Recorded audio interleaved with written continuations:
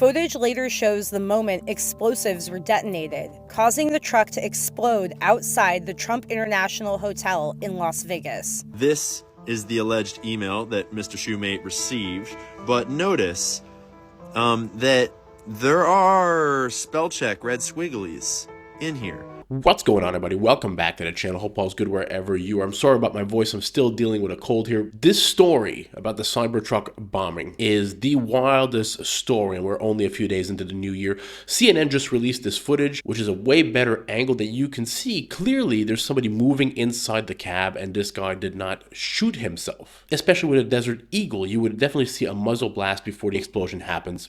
This story is just wild, and footage like this does not help the conspiracy theories. Now, I'm going to play you a video by Ian Carroll from the Ian Carroll Show on X, and then I'm going to show you some stuff that doesn't add up, and also a video by Matt Shoemate clarifying his email situation. Let's get it. So the Tesla Cybertruck car bombing in Las Vegas has turned into the craziest reverse psyop story ever. And it's still developing, but I'm going to run through all of the evidence in all directions that I have found so far, so hopefully it's easy to kind of pick up where we're at right now and see what comes next. First thing, super iconic, not an accident. But the question is, not an accident, why? And who's actually behind it? Because the media is pinning everything on Matthew Allen Livelsberger because they found his passport and his ID and a bunch of stuff of his in the car. Though the car blew up, passports always survive. And he's an active duty Green Beret that's been stationed mostly out of Germany and Colorado. And the Green Beret community is digging into this deep and getting sources, and there's so much that's not adding up. And then yesterday, I think it was, the plot super duper thickened when the Sean Ryan show had this whole expose on this whistleblower scenario where he had Sam Shoemate on, who had apparently gotten an email from this Green Beret dude the day before the bombing. And the email is crazy spicy, but it's a little suspicious. If you haven't seen the Sean Ryan Show podcast episode yet, you should watch at least the first 30 to 45 minutes. Put it on 2x speed. You should not believe everything that is said at face value. Remember, both these guys are military intelligence assets, former and current. This is the alleged email that Mr. Shoemate received, but notice that there are spell check red squigglies in here, and there's a cursor, and we've learned this before.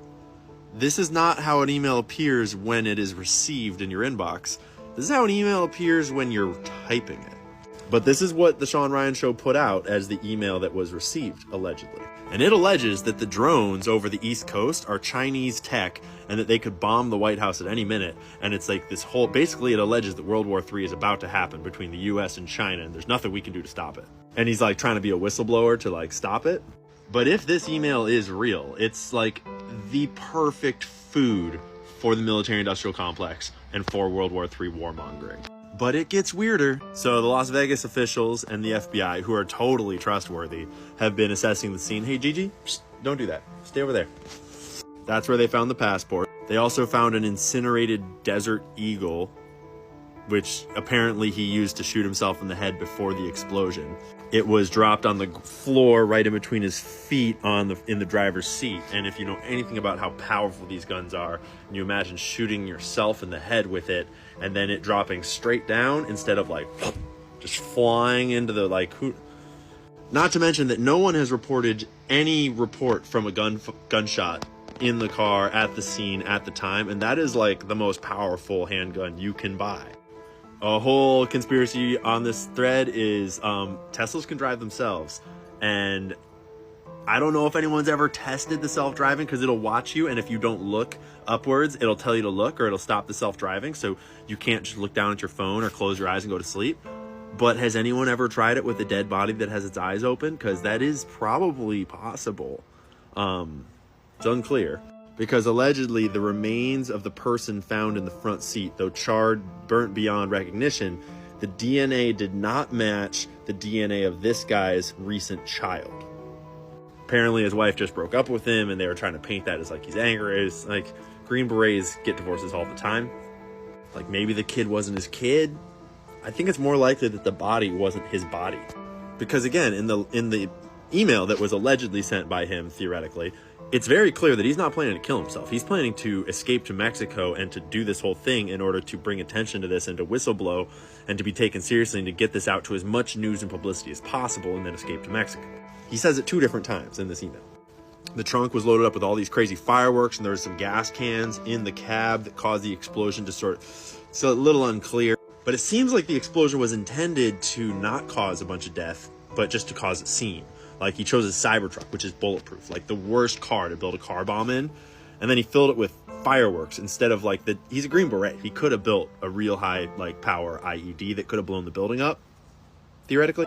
And then he says in the letter that he's trying to keep a low profile because he's being followed and they attempted to abduct him, but also that he's trying to keep a high profile because they know he has this IED, this car bomb rigged up. And so he got a Cybertruck, which is like, why would you get a Cybertruck? The police have had no trouble tracking the Cybertruck, both in Las Vegas on CCTV footage and on its supercharger route across the country. The police said that they have tracked the purchase of the firearm, specifically the Desert Eagle, back in Colorado. There's a 3-day wait on purchasing a firearm in Colorado, so we had to have initiated the purchase 3 days before leaving Colorado to come to Las Vegas for this event. But then in the email, he gives like as confirmation that he is who he says he is. First off, I'm not under duress or hostile influence or control. My first car was a 2006 black Ford Mustang V6 for verification. Well, people verified. People pulled his vehicle records, and actually he has never owned a 1996, was it? Ford Mustang, or a 2006 Ford Mustang, but his first car was a Ford Mustang, just totally different year. So it's not really like, could be that because it's 30 years ago, it's his own car 20 years ago and he just forgot the year. It could be like, why would you put the wrong verification in? Like, you'd think if it was someone else faking the letter, they would get the right verification because they wanted it to get verified. You think if it was him, like maybe he misremembered it, maybe it's an intentional misverification. People are like, oh, maybe it was in his parents' name because everyone's first cars are in their parents' name. Well, people pulled his parents' car records too. Check out Landry22 if you want to see those on X. But then the Las Vegas police, the officials, released like manifestos that they found on his phone, which was like charred to oblivion. But they found these manifestos that like, this one is basically like, yo, all military personnel, go and take the Capitol right now. It's like really unhinged and retarded. And the other one, like, it's just like screenshot and read if you want. Like, the other one is just so weird. Then they released like video from his Tesla Cybertruck at the supercharge station that they said was in Las Vegas, but the internet has sleuthed around and pretty much confirmed that actually that was not in Las Vegas. It was in Arizona because there's a Carl's Jr. Next to the supercharge station. They were looking for photos where there's a supercharge station and a Carl's Jr. and it's in Kingman, Arizona, which is that stop right there before getting to Las Vegas. Plus the Green Beret chatter on YouTube and X and everyone in the Green Beret and like special forces communities that are commenting on this saying it does not line up at all. Like, he did not have the expertise to understand this kind of stuff about drones. He did not have the clearance. He wasn't even like stationed in the places where they said he was stationed. It's all very sus. Not to mention that he was like a TV star with Tim Kennedy like 10 years ago on some like special forces like game show, TV show. Whole other funny rabbit hole. But a bunch of guys know this guy. Like, a bunch of people on the internet right now have done operations and missions with him or trained with him or been stationed with him. So there's a lot floating around. And I don't have any answers. I don't know what's going on. But one thing that we can all agree on is that if the evidence starts pointing towards a war with China or a war with Iran or a war with Russia, it's probably the deep state setting you up for that war. And if I had to guess right now, here's what I would guess was going on. The military-industrial complex is learning as we go, and they are wise to the way this world works. And seeing how X has debunked all their other bullshit this last year, I'd bet right now it looks like they decided, what if we need to start our psyops using the decentralized media space as our patsy, as our pipeline of information to deliver the information so that the internet thinks it's real. So the internet thinks it's coming from inside the house, right? And so they concoct a situation in which a known and trusted and verified internet sleuth, this dude on Instagram, who is like a military whistleblower, like hub, he's like the dude for military whistleblowers to go to, It makes sense that this guy would go to him. And so they concoct this email that goes out to him. And they concoct this scenario whereby it looks like either they got this guy and he's on the payroll, like this Green Beret guy is like in the op, or they captured him and are using him as a patsy, as the fall guy for the op. And it looks like they're feeding the information out into sort of vetted social media decentralized channels so that we are the ones producing the PSYOP ourselves. And it's just the source information that is actually manipulated. That is what it looks like right now. And keep your eyes peeled, stay frosty, don't believe a single fucking thing you see. And if any of it points to war with Iran or China or Russia, even if it seems credible, it's fucking not. Doesn't matter. We're not going to war. Fuck that shit. Now, these are two of the manifesto emails that were supposedly found by the FBI, which is, let's face it, not the most credible source in the world at the moment. And these emails, they look like they would have been written by two different people, by a different person that would have wrote the email that was released on the Sean Ryan show, if any of them are real. Again, all of this right now is just speculation, hearsay. Nobody knows what really happened. But I will say one thing, that in 2024, if you wanted to put out a manifesto, wouldn't the easiest way to be to just turn on your phone and film yourself? Way easier than writing a bunch of emails and hoping that somebody finds them on your phone after an explosion in a Cybertruck. Film yourself on your phone, upload it to social media, set a scheduled release date for, post-explosion if you want. It goes out to the world, your manifesto's out there, you don't have to write, you don't have to worry about grammar, none of it. You can see here the tweets by Green Beret Naptime, which is a great follow on X. It says, Sam, this in the nicest way possible, stop deflecting and posting stuff from a text editor and post a video of you opening up the email in PM and messages in IG on your system with the verifiable information visible, which I fully agree with. Like, it's 2024, everything should be video right now. That's why I don't think these letters found by the FBI, this quote-unquote manifesto, is real, because I think you would do it on video. But I'm going to show you a video of Matt Shoemate here in a minute addressing this, which, let's face it, I don't think he does a good job of addressing it at all. But is it real? Is it not? I don't know. At this point, everything seems really fishy. This is an absolutely weird story. It's definitely a PSYOP in my opinion, but I don't know what's real or not. But before I show you this video of Matt, I want to say, if you want to do a big deep dive into this, AdBoneGPT has done a great job on X of doing a massive deep dive into Matt Berg, Matt Livelsberger, these emails, everything. I suggest you go check that out. I'm not going to sit here and read the tweets to you, but if ever you wanted to go look it up for yourself, if you're into this stuff, by all means go. Now let's get to the video of Matt Shoemate addressing the fact that these emails might be fake, because he has a history of being accused of this. Again, I don't know anything about this guy, so is he legit? Is he not? Who knows? But here's the interview. Ironically, and I'll add this to it, somebody showed up in my messages and blasted me and said, are you doxing people? And this was right after the thing. And I said, what are you talking about? Apparently somebody had put on Reddit, in the aviation Reddit, the full email unredacted, which I don't even have because it came to me redacted, but somebody had put it on the Reddit aviation and they thought I posted it on there from an anonymous account. And so somebody showed up in my messages, was blasting me. I was like, hold the F up, dude. I didn't post anything to Reddit. I'm not on Reddit. Trust me, I don't go on to Reddit snooping around because they don't like me over there. So this was a real email that existed. People had copies of it. It circulated all around the base. Regardless, here we are. Yeah, tracking. So now talk to me a little bit about how you came across this manifesto. And you covered it on Sean Ryan's show, but there was, again, kind of from that same crowd, kind of questioning your credibility in providing this manifesto. Yeah, so having a small niche following like Terminal CWO over on Instagram, which is popular among crowds in the military, but by no means is it followed by everybody in the military. There are a large amount of people. At the time, it's blown up since then, but at the time I had 53,000 followers over there. And it's been going for a long time. But apparently this guy, what he told me was that he had messaged me before. He said, hey, I talked to you before.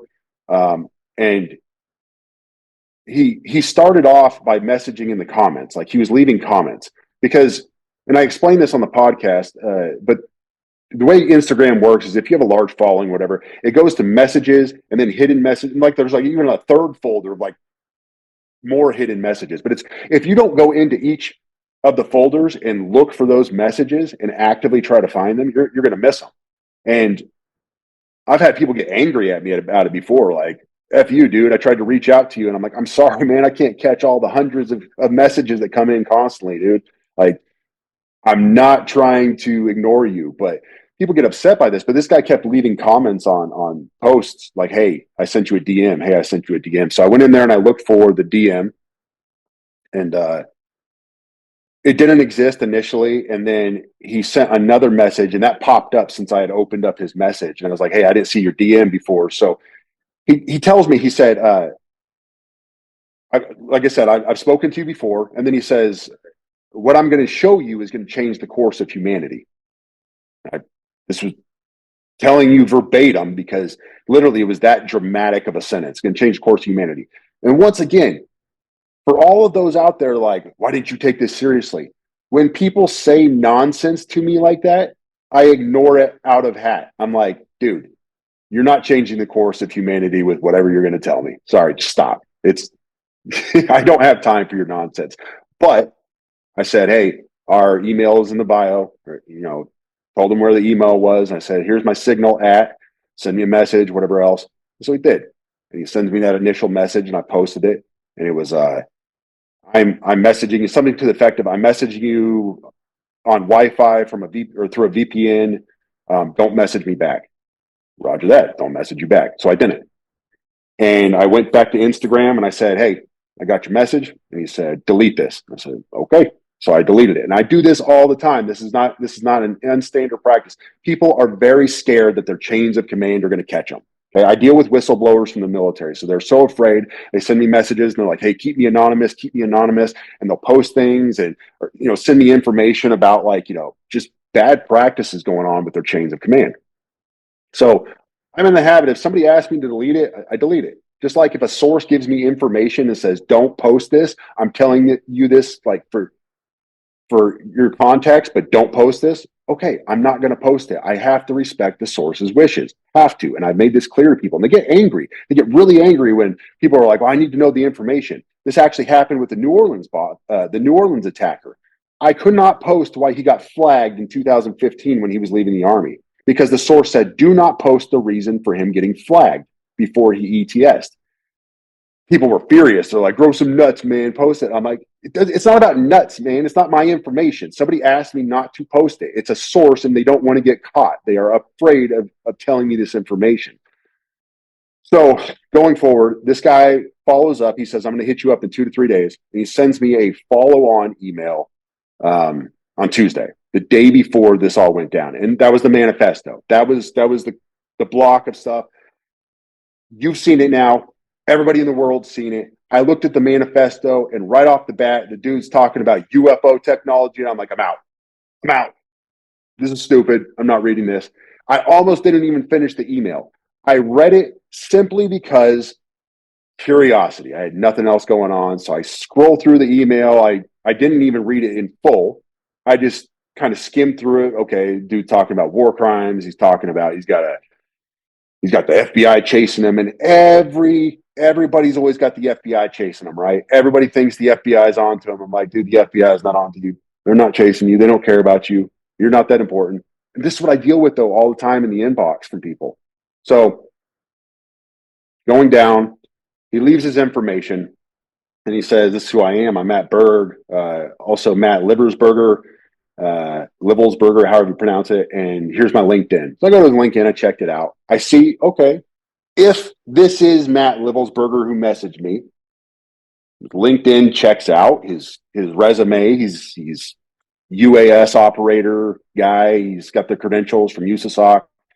Dude looks legit on LinkedIn. I don't know if this guy is Matt Livelsberger, but it's a legit Proton Mail account, and I left it at that. I walked away from it, and several hours later, I messaged him and I said, hey, man, I can't do anything with this. If I talk about this on social media, I'm just another UFO talking head. And he replies back once again, and he had asked for this several times. Can you get me in touch with Sean Ryan? Can you get me in touch with Hegseth, Fox News, and no, I can't because I'm not that special.